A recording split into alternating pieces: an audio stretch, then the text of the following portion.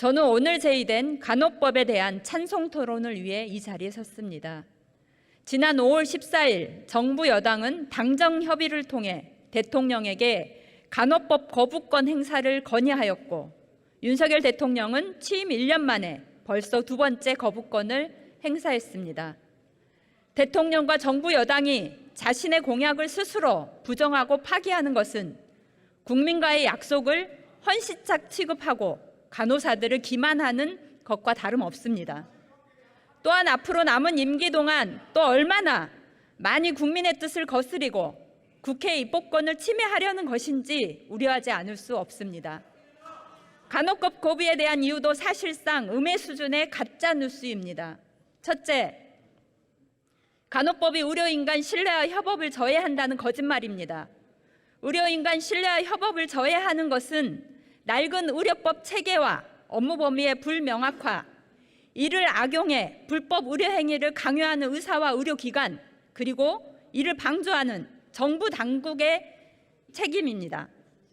간호법의 간호사 업무 범위와 현행 의료법이 동일한데도 간호법이 문제가 된다고 주장하는 것은 현재 의료체계 문제를 간호법에 덮어 씌우는 후안무치한 행위입니다.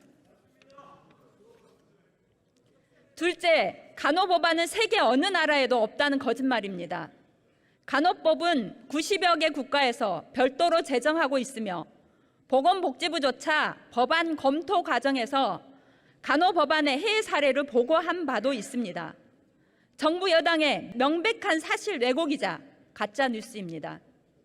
셋째, 간호조무사 학력 논쟁은 간호법 반대 명분이 될 수 없습니다. 간호조무사는 현재도 대졸자의 취득이 가능하며 학력 차별이 아닌 전문대 학과 신설의 실효성 문제이기 때문입니다. 또한 기존 의료법 문제이므로 간호법 제정 취지와는 무관하게 별도의 논의가 필요한 것입니다. 이를 알면서도 학력 차별이라며 자극적으로 조작해 간호법의 반대 명분으로 삼으려는 정부는 비판받아 마땅합니다. 넷째, 초고령화 시대 지역사회 돌봄은 더욱 확대, 강화되어야 합니다. 사회 변화에 맞춘 지역사회 간호의 법률적 근거 마련은 당연합니다.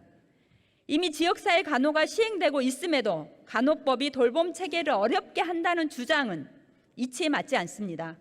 오히려 정부의 더딘 정책 추진이 돌봄이 필요한 이들의 어려움을 가정시키고 있습니다. 의료 취약지에 헌신하고 계시는 왕진 의사는 이렇게 말했습니다. 간호법은 지금의 노인들뿐 아니라 20년, 30년 뒤 지금 노인들 자리에 있을 우리 자신의 모습도 바꾼다.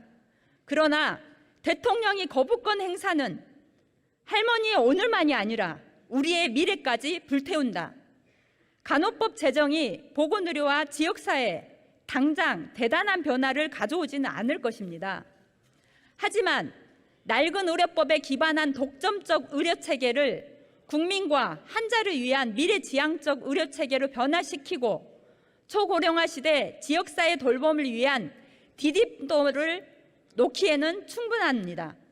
선배 동료 의원 여러분, 현명한 선택으로 우리의 미래를 불태워버리지 않도록 간호와 돌봄이 환자 곁으로, 국민 곁으로 더 다가설 수 있도록 찬성 투표해 주실 것을 다시 한번 간곡히 요청드립니다. 감사합니다.